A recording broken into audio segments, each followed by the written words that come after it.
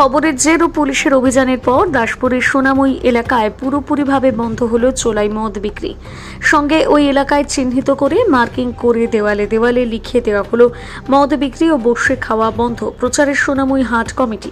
আর এই কাজে খুশি এলাকার সর্বস্তরের মানুষ। উল্লেখ্য, বেশ কয়েক বছর ধরে রমরমিয়ে চলছিল দেশি চোলাই মদের কারবার সোনাময়ী স্কুল চত্বর এলাকায়। বহুদিন ধরে এলাকার মানুষের একটা অভিযোগ ছিল। সেই অভিযোগের ভিত্তিতে গত 28শে আগস্ট দাসপুর পুলিশ বিশেষ মহিলা টিম নিয়ে উচ্ছেদ অভিযানে নামে ওই এলাকা থেকে 2 চোলাই মদ কারবারি মহিলাকে গ্রেপ্তার করে। সঙ্গে প্রায় 38 লিটার চোলাই মদ নষ্ট করে দেয়।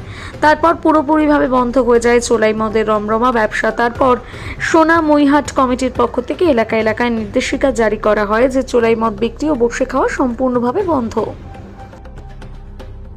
এই স্কুল সংলগ্ন এই এলাকাতে একটা ভালো পরিবেশে, যেখানে প্রকাশ্যভাবে রাস্তার ধারে মদ বিক্রি হচ্ছিল, এটা নিয়ে আমরা দীর্ঘদিন প্রতিবাদ করে আপত্তি জানিয়ে এসেছিলাম। কিন্তু প্রশাসন এই বিষয়ে উপযুক্ত ব্যবস্থা নেয় আমরা অত্যন্ত খুশি।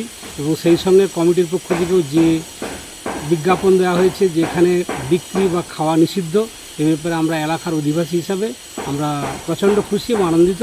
কারণ এটা আমাদের একদম সূর্যের বাইরে চলে যাচ্ছিল, যে আমাদের মানে খুব লজ্জাজনক জায়গায় পৌঁছে গেছিলাম।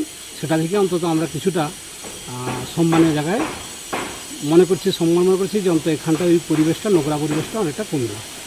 এটা যদি আগামী দিনেও এই একইভাবে থাকে, সেই আশা রাখবো প্রশাসনের কাছে, যাতে এই দুদিন একদিনের নয়, এটা যাতে চিরস্থায়ীভাবেই এই স্কুল চত্বর এলাকায় এই প্রকাশ্যভাবে মদ বিক্রি নিষিদ্ধ করা যায়।